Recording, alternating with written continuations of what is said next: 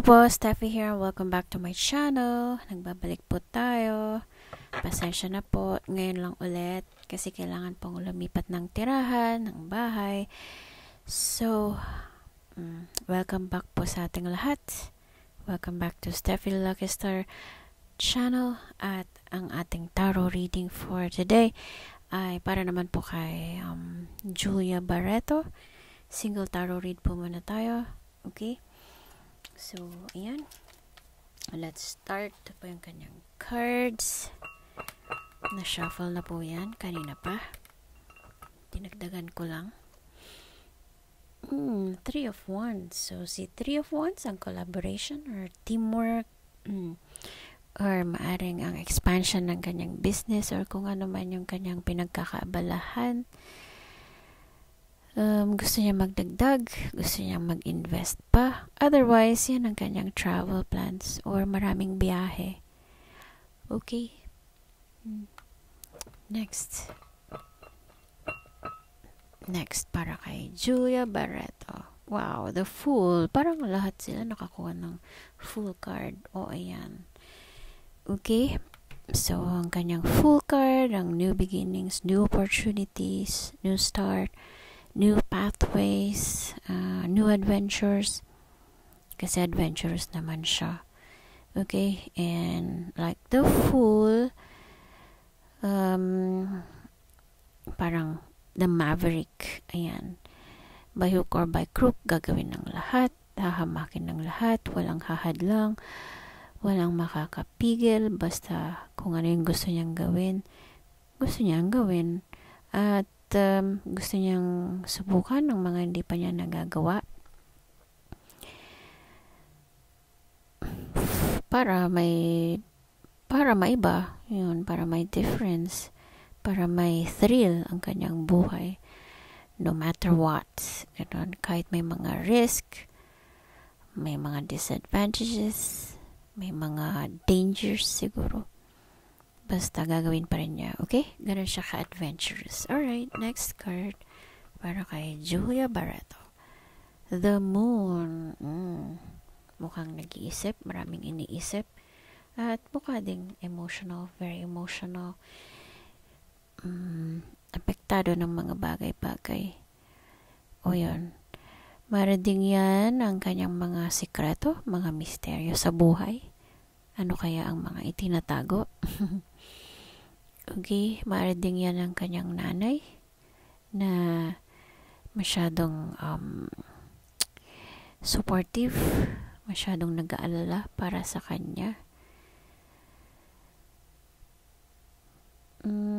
Ano pa? Yan din ang kalungkutan once in a while.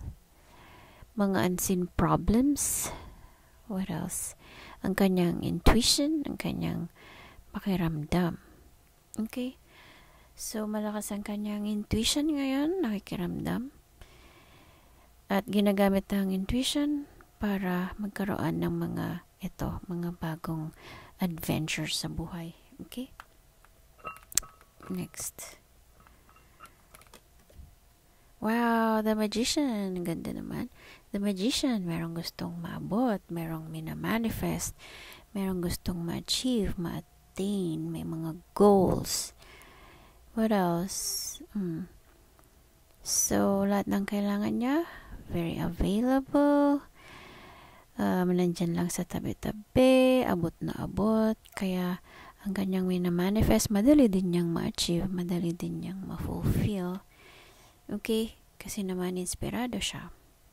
Kaya may mga new adventures siya dyan, new beginnings. Yun siguro yung gusto niyang ma-manifest. Okay? Alright. Nandun yung motivation, yung inspiration. Kaya kayang-kaya niya itong gawin. Kayang-kayang abutin. Strength card. Okay? So, despite merong itong pagiging very emotional, apektado man, nandun pa rin naman yung kanyang lakas, ang kanyang tibay, ang kanyang tapang, ang kanyang self-respect, ang kanyang self-love. Okay? At kung magmahal, very unconditional pa rin. Yan. So, despite lahat ng trials sa buhay, Ito siya. Very strong. Nahulma ng panahon. Molded into a stronger person. Mas matibay. Yun. Parang hindi na basta-basta natutumba. Hindi na rin basta-basta na bebend or naloloko. Basta matibay na siya and malakas at tapang. Okay, next card. Wow, the High Priestess. Oh, so napakalakas talaga ng kanyang pakiramdam ngayon, ng kanyang intuition, nakikiramdam sa paligid, lalo na sa mga tao. Kaya ang pinagkakatiwalaan mo na niya ngayon ay ang kanyang sarili lamang. Alright? Which is the best naman na gawin, di ba? Kasi nga, hindi naman lahat mapagkakatiwalaan. Sarili lang. Okay, next. Next card. Ano to? Judgment. Okay, yan ang judgment card. Okay, yan ang kanyang final decision over what? So, kung marami mang pag-iisip dyan, ginagamit man niya yung kanyang intuition, ang kanyang pakiramdam, ito naman ang kanyang final decision, kanyang judgment, ang clarity sa kanyang pag-iisip, sa kanyang utak, sa kanyang what else? Mariding yan ang kanyang wake-up call. So, maring na-realize ang kanyang purpose sa buhay. Okay. Kaya naman meron siya nito. Ang strength, ang tibay ng loob. What else? Courage. Okay. Pero ano kaya yung kanyang pinagdedesisyonan? Pero mukha namang meron na siyang final decision. Okay. Ito nga yun. Si Judgment. Ang kanyang maring ito. Kung ano man yung minamanifest niya dyan, ito yung kanyang final decision. Ang mag-manifest nito. Alright, next card.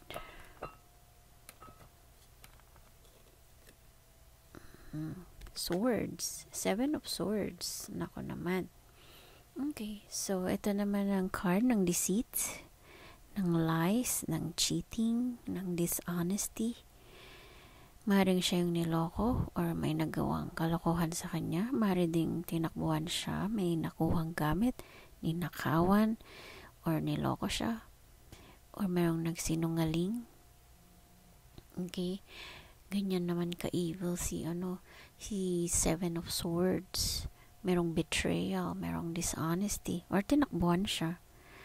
Yun, simply put, maring may robbery, or niloko siya.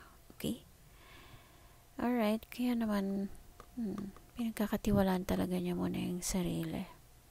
Alright, so last card para kay Julia Barreto. Last card na po. Wait lang. Yan. 10 of Wands. So, okay. So, eventually, after lahat ng kanyang adventures dyan at ang pagmamanifest, ayan, napagod din siya. May exhaustion, may tire. Okay? Maring ito ang naka-stress sa kanya. Ito, yung betrayal, yung cheating, panloloko, pagsisinungaling, what else? O basta, deceit card siya. So, maring napagod, kailangan niya mag-rest, or napagod dahil sa dami ng responsibilities, sa dami ng ginagawa. Okay? Pero maganda din, kung napagod man siya, deserve niya ito, magkaroon ng new beginnings, new opportunities. Okay? So, first card, ang kailangan mag-expand, or kailangan ng collaboration, or ang kanyang travel card. And then, last card, ang tire, or ang pagod, na kailangan niyang mag-unwind, magliwaliw. Okay? So, yun pa yung tarot reading ni Julia Barreto. I hope you enjoyed, and thank you so much for watching. Again, please don't forget to like and subscribe to my channel. Abangan nyo pa yung susunod nating tarot reading, or click anywhere around the screen para mapanood po ang next na video.